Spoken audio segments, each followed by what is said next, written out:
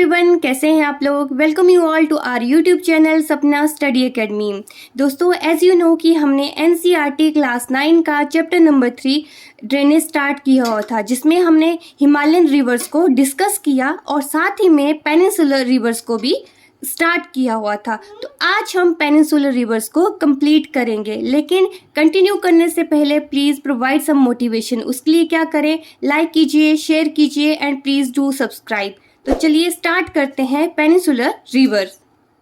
तो peninsular reverse को continue करते हुए आज हम नर्मदा और तापी के बाद पढ़ेंगे द गोदावरी बेसिन। ठीक है, जो गोदावरी नदी है आपकी लार्जेस्ट पेनिनसुलर रिवर है। सबसे लार्ज कौन सी पेनिनसुलर रिवर है? गोदावरी। इसे दक्षिण गंगा भी कहा जाता है। ओके, एक बहुत एरिया जो है ये कवर करती है along with its tributaries. Okay, और इसकी लेंथ टोटल कितनी है? 1500 किलोमीटर। और साथ ही में जैसे ये सबसे लार्जेस्ट रिवर तो है ही, लेकिन जो इसका ड्रेनेज बेसिन है वो भी सबसे बड़ा है अमंग द पेनिनसुलर रिवर्स में। ओके, गोदावरी के बारे में मैंने क्या क्या बताया आपका। सबसे पहले तो ये लार्जेस्ट पेनिनसुलर रिवर है, इसे क्या कहते हैं? दक्षिण गंगा कहते हैं। और इसकी लेंथ कितनी बताई? 1500 किलोमीटर। अभी इतनी बड़ी आपकी जो ये रिवर है, इसका ड्रेनेज बेसिन भी क्या है? सबसे बड़ा है अमंग द पेनिनसुलर रिवर्स। अभी इसके राइज के बारे में बात करते हैं। तो राइज होती है ये वेस्टर्न घाट इन नासिक। यहाँ पे जो आपके वेस्टर्न घाट हैं, यहाँ पे वेस्टर्न घाट होते हैं, यहाँ पे ईस्टर्न घाट होते हैं।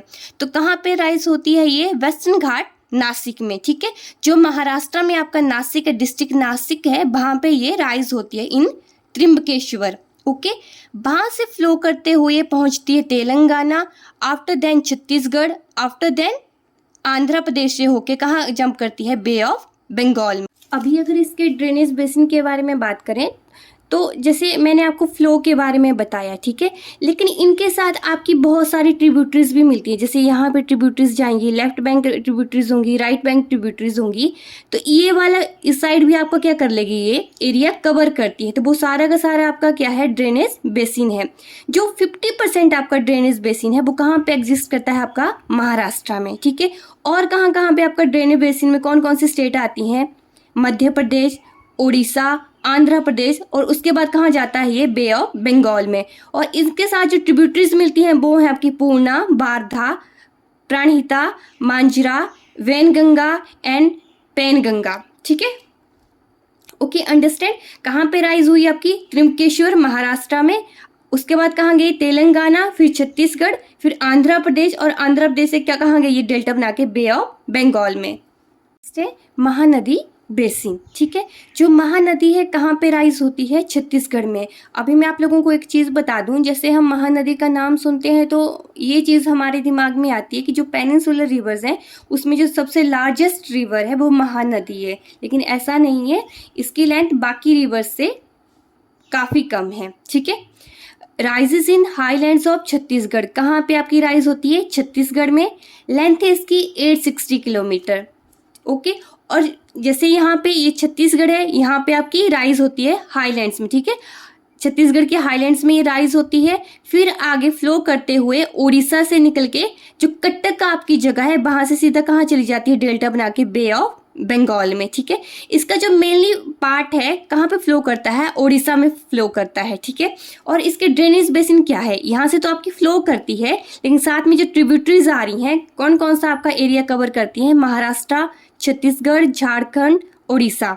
ओके, और ट्रिब्यूटरीज क्या क्या नाम है आपके? सेओनाथ, जोंग, हसदो, मांड, ये सब क्या है आपके ट्रिब्यूटरीज के नाम हैं। अगर बात की जाए कृष्णा बेसिन की तो ये राइज होता है आपका महाबलेश्वर में। कहाँ पे स्थित है ये? महाराष्ट्र में। ओके, और इसकी टोटल लेंथ कितनी है आपकी? 1400 किलोमीटर।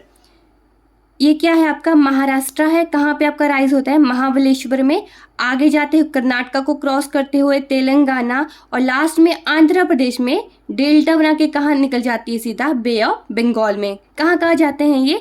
महाराष्ट्र से कर्नाटका, तेलंगाना, और साथ ही में आंध्र प्रदेश से कहाँ जाती है? फिर बे ऑफ बंगाल में। ठीक है, ड्रेनेज बेसिन कौन कौन से इसके? महाराष्ट्र, तेलंगाना, कर्नाटका, आंध्र प्रदेश, और बाद में कहाँ? बे ऑफ बंगाल में जाती है। ठीक है, इनकी ट्रिब्यूटरीज की बात की जाए तो कौन कौन सी आपकी?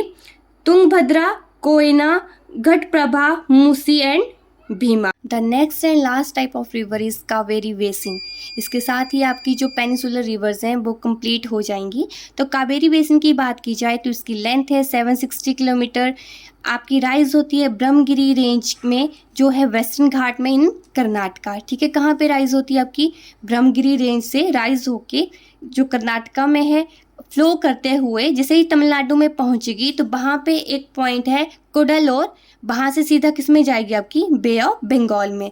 इसमें एक और चीज़ है, जो आपकी कावेरी नदी है, जो सेकंड हाईएस्ट बिगेस्ट वाटरफॉल है शिवा समुद्रम, उसका भी किस पे बना हुआ है? ये कावेरी नदी पे। ठीक है, आपने कमेंट में बताना है कि आपका फर्स्ट बिगेस्ट वाटरफॉल कौन सा है।